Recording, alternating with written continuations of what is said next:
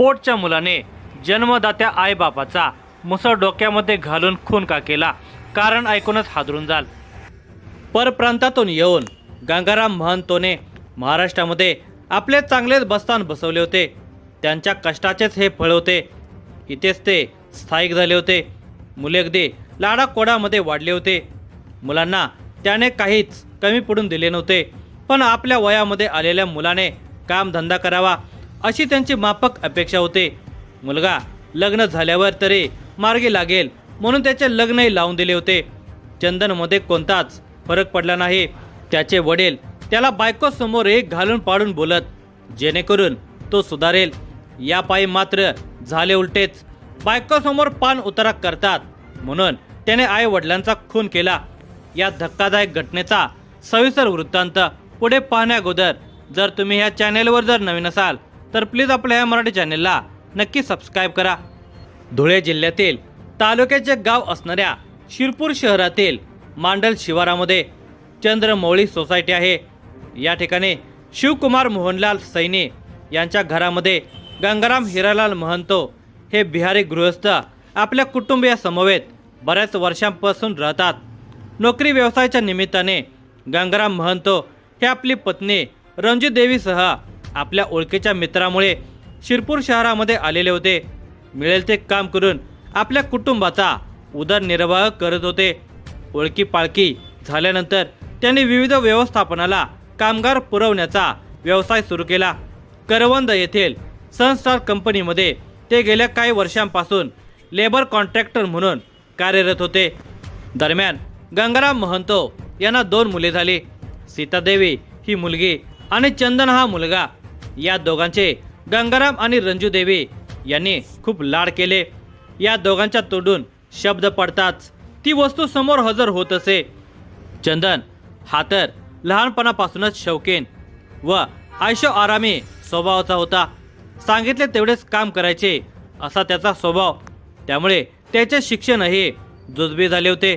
सीतादेवीचेही शिक्षण जुजबीचेच झालेले होते। दोघेही आई वडिलांच्या निगराणीखाली सुखात होते।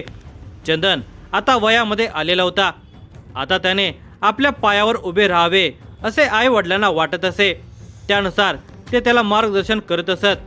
पण चंदन स्वतःहून कोणत्याच कामामध्ये रस घेत नसल्यामुळे ते दोघेही चंदनच्या भवितव्याबाबत चिंतेमध्ये होते।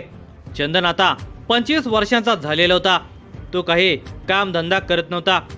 विवाह झाल्यानंतर तो सुधारेल म्हणून त्याचा विवाह करून देण्याचा आग्रह आई रंजू देवी गंगारामकडे करू लागली। तो स्वतःचं पोट भरू शकत नाही, बायकोचं काय भरेल असे म्हणताच रंजू देवी म्हणत असे की बायको सांभाळण्याची जबाबदारी गळ्यात पडली की करेल काहीतरी काम। रंजू देवीचा सततचा पाठपुरावा लक्षात घेऊन अखेर गंगारामने बिहार राज्यातील दरभंगा परिसरातील मुलगी शोधून 2 वर्षांपूर्वी चंदनचे लग्न करून दिले होते। लग्न झाल्यानंतर चंदन आपल्या पायावर उभा राहील अशी आईबापांची अपेक्षा होती, पण तसे काही झाले नाही। काही काम करण्याची धमक त्याच्यामध्ये नव्हती। तो काम न करता आयशो आरामामध्ये खात असल्याचे चंदनच्या बायकोला मात्र बोचायचे। चंदनचा हा निष्काळजीपणा पाहून गंगाराम चिंतेमध्ये होते। आता तरी त्याने आपल्या पायावर उभं राहावं। आपली बहीण बिन लग्नाची आहे, तिचं लग्न करून देण्याची जबाबदारी आपल्यावर आहे याची किंचित तशी जाणीव चंदनला नसल्याने गंगाराम चिडत असत। प्रसंगी त्याच्या बायकोसमोरच त्याच्या जबाबदारीची जाणीव करून देत असत। चंदन मात्र एका कानाने ऐकायचा आणि दुसऱ्या कानाने सोडून द्यायचा। तो खूपच निर्डावलेला होता। चंदनची बहीण लग्नाची झाली होती। चंदनला त्याच्या जबाबदारीची जाणीव नसल्याने आई वडिलांनी दरभंगा परिसरातील एक सुयोग्य स्थळ शोधलं आणि तिचा विवाह निश्चित करण्यात आला।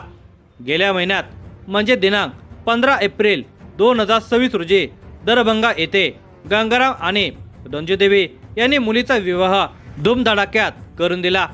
लग्न झाल्यानंतर चंदन आणि त्याच्या पत्नीने शिरपूरला निघावं अशी गंगाराम आणि रंजू देवीची अपेक्षा होती, पण घर खर्च वडिलांच्यावर अवलंबून असल्याने तो दरभंगातून निघत नव्हता।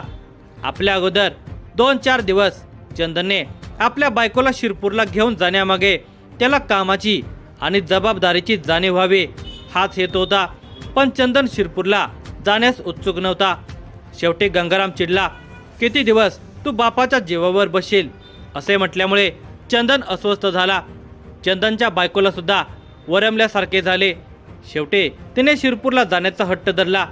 त्यानुसार दिनांक 11 एप्रिल 2026 रोजी चंदन आपल्या बायकोला घेऊन शिरपूरला आला. आल्यानंतर मात्र त्याने जेवणे आणि झोपणे एवढेच काम केले. शुक्रवार दिनांक 15 मे 2026 रोजी गंगाराम आपल्या बायको समवेत शिरपूरला परत आला. आपले आईवडील थकून भागून आले. त्यांच्याजवळील सामान आपण घरात आणावे, त्यांची विचारपूस करावे हे राहिले बाजूला. चंदन आपल्या खोलीतच बसून होता. त्याचं हे वर्तन पाहून गंगाराम अस्वस्थ झाला. त्याचा राग अनावर झाला. त्याने न राहून चंदनचा त्याच्या बायकोसमोरच पान उतारा केला. त्याला त्याच्या जबाबदारीची जाणीव करून देण्याचा प्रयत्न केला.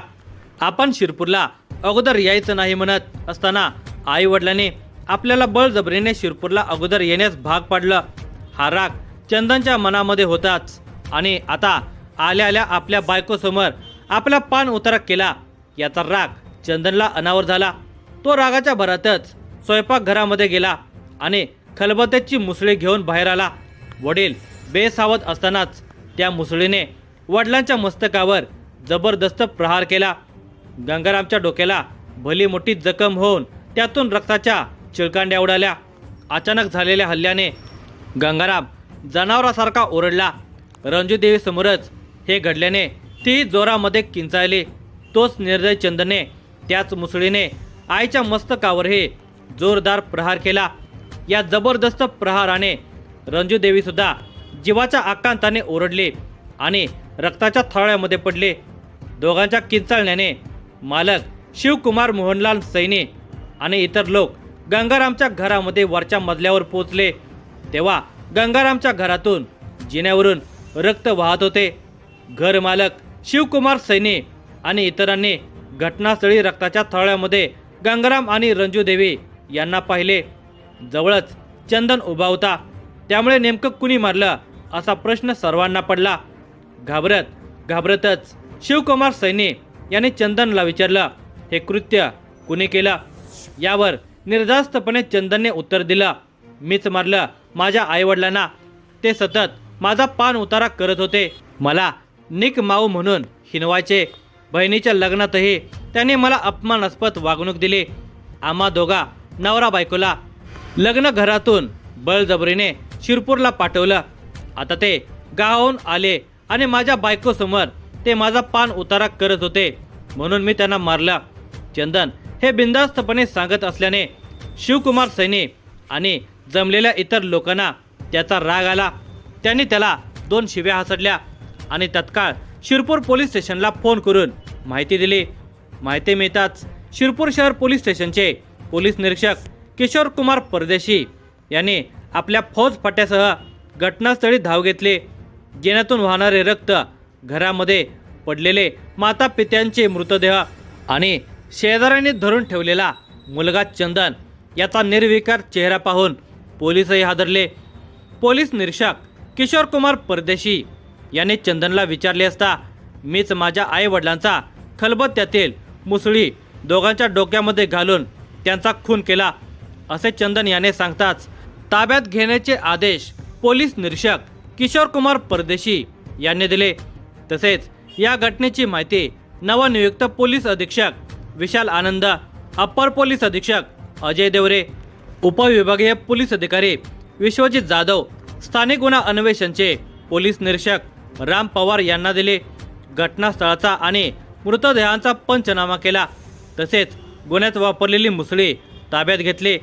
सध्या चंदन महंतो गजाआड असून परिसरामध्ये घटनेबद्दल हळहळ व्यक्त होत आहे.